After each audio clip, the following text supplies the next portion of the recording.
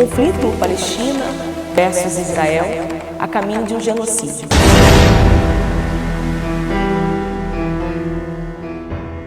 Então, eu aproveito essa oportunidade para fazer uma denúncia a respeito e contra as opressões que o povo palestino sofre no território da Cisjordânia, no território de Gaza, enfim, no território ocupado pelo Estado sionista.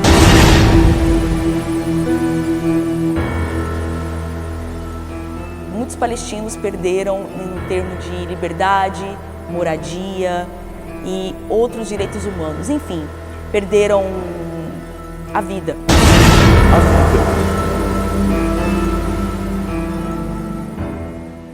Na verdade, isso é uma luta para denunciar isso, para informar, para sensibilizar e conscientizar as pessoas do que está acontecendo na Palestina e que a mídia não revela.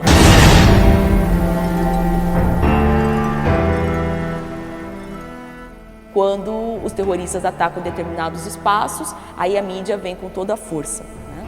Mas quando os militares atacam civis na Palestina, a mídia não vem, né? A mídia não filma, a mídia esconde e deturpa esses fatos.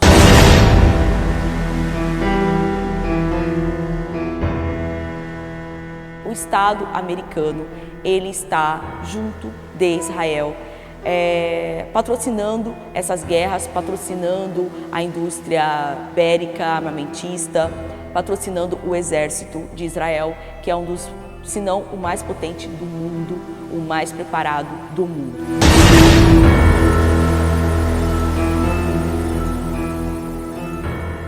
Que além de matar, ele ficou empurrando o corpo do cidadão palestino contra a parede várias vezes com um tanque de guerra. Então eu me pergunto, o que é isso? Isso não é um terrorismo? Isso não é um terror?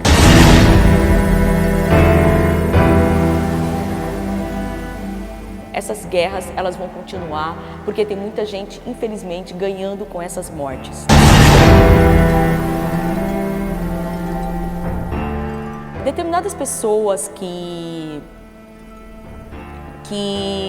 colocam as bombas no próprio corpo e decidem atacar um determinado espaço onde se concentram civis, o que acontece?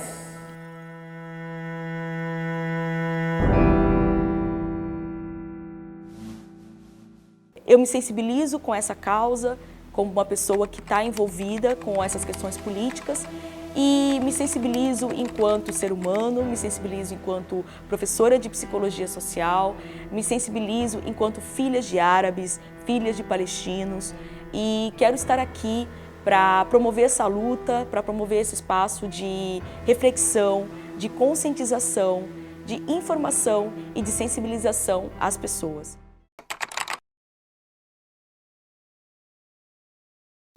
Houve a divisão, a partilha do território em 14 de maio de 1948. E a partir dessa partilha começaram muitos problemas para o povo palestino, que representam um desrespeito a uma das resoluções feitas pela ONU, que é uma outra opressão. Então, a partir desse momento histórico, muitos palestinos perderam no termo de liberdade, moradia e outros direitos humanos. Enfim, perderam a vida, né? Muitos acabaram perdendo o direito que é promulgado pela Declaração do Direito Universal dos Direitos Humanos, que também foi feita em 1948. Então, uma declaração que coloca como direito básico a liberdade aos seres humanos, que foi declarada em 1948, e uma partilha desrespeitada em 1948. Essa partilha, ela tinha como objetivo a fundação de dois estados, o Estado de Israel e o Estado palestino. Mas o que a gente vem observando é que o Estado que está se efetivando cada vez mais é o Estado de Israel, enquanto o Estado palestino ainda não tem perspectivas de existir e cada vez mais está sendo inviabilizada a existência. Essa partilha, ela gerou um conflito político-militar que perdura até hoje e que, infelizmente, nós não conseguimos ver possibilidades de solução a médio e curto prazo. Os israelenses também são terroristas, tá? Eles também colocam um terror. O problema é quando aquele que mata é um civil. Mas quando um militar ele mata, quando um soldado israelense mata, não fala que é terrorismo. Mas se a gente está falando de terror, no conceito da palavra, esse terror está sendo aplicado diariamente em vários espaços, na rua, no campo, na cidade, no ambiente de trabalho, sobre mulheres, sobre crianças, sobre homens, sobre idosos. Outro exemplo que eu quero falar a respeito que aconteceu na cidade dos meus pais, um pequeno vilarejo, na verdade um vilarejo próximo de Ramallah, uma cidade, num vilarejo chamado Kfar Malik. Então tinha um suspeito palestino que um tanque de um soldado israelense mata esse suspeito palestino. Mas não só mata, é um ato de crueldade que, além de matar, ele ficou empurrando o corpo do cidadão palestino contra a parede várias vezes com um tanque de guerra. Então eu me pergunto, o que é isso? Isso não é um terrorismo? Isso não é um terror, né, para a família, para aquele povo? Eles desrespeitam o holocausto vivido pelo próprio povo israelense, cometendo uma opressão com outro povo.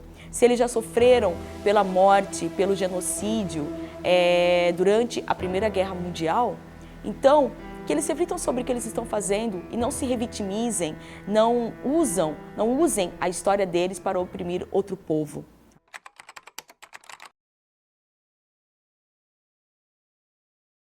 A detenção de jovens e crianças, que é autorizado pelo povo sionista, a detenção de crianças e jovens palestinos. É autorizado o disparo a possíveis suspeitos.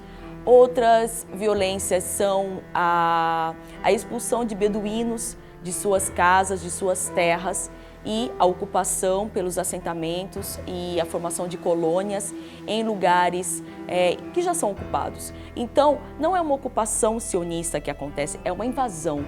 A gente ocupa um lugar que está desocupado, um lugar que já tem pessoas, é uma invasão.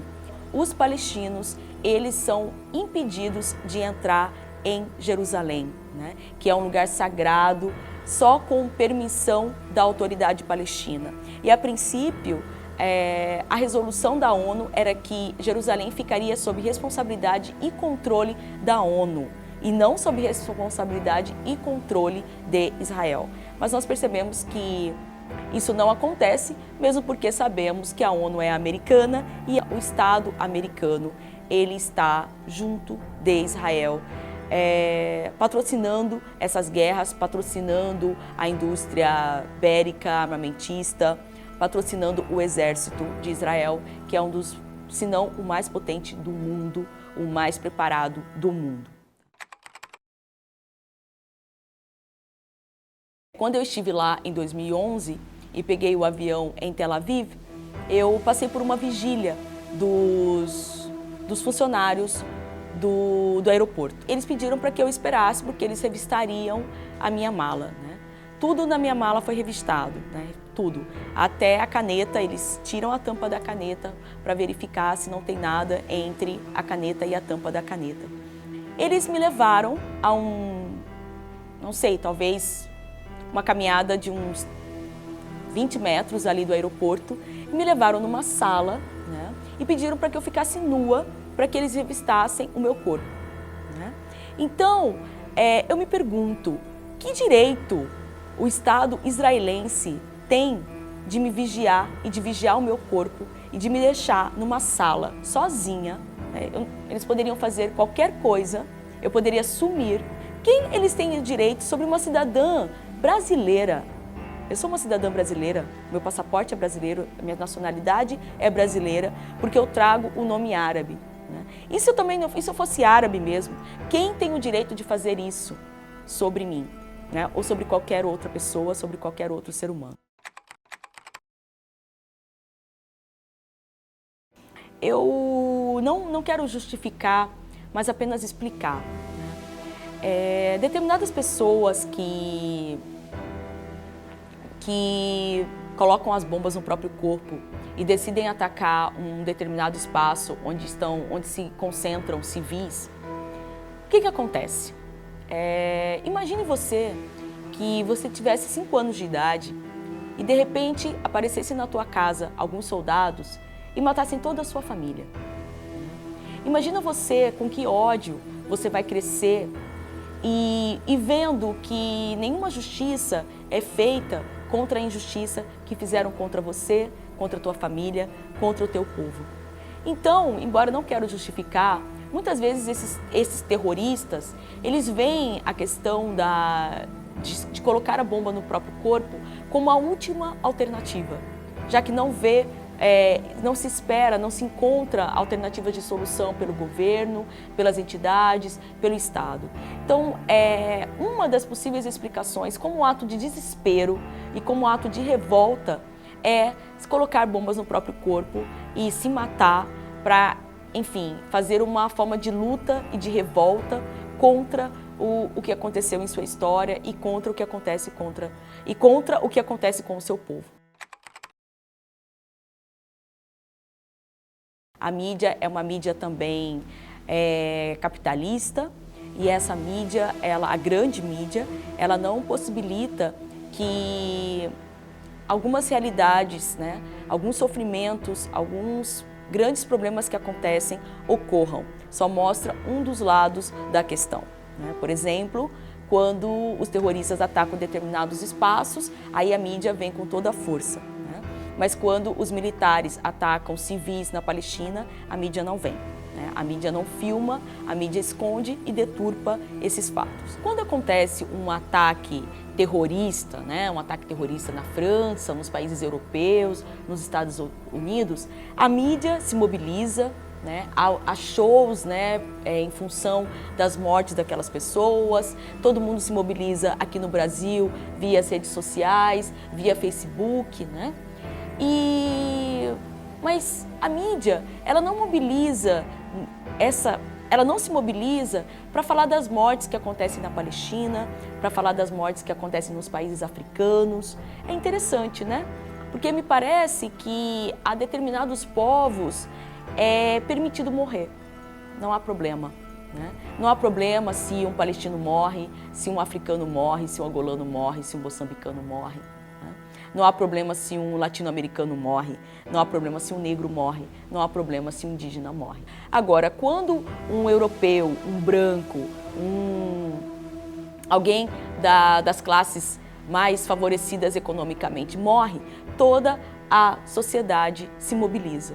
Não que eu não considere as mortes, porque toda morte tem sua dor, mas então vamos considerar a morte de todos, que estão morrendo diariamente, que não morrem apenas num atentado terrorista eventual, pontual, mas que morrem diariamente. Então, coloquem também as bandeirinhas do povo palestino no seu Facebook também, coloque a bandeirinha do povo africano no teu Facebook, não coloque apenas a bandeira da França no teu Facebook, no perfil do teu Facebook. Faça esse tipo de reflexão. Não fique mais atento a esse jogo midiático. Pense nas outras mortes, na morte que está acontecendo agora entre budistas e muçulmanos lá na Ásia, em que milhares de muçulmanos estão sendo mortos por budistas, contraditoriamente, que pregam a paz e tudo mais. Então, vamos colocar as bandeiras desses povos também que morrem, onde nós vivemos numa sociedade que determinados povos é permitido morrer e também para determinadas pessoas é permitido matar.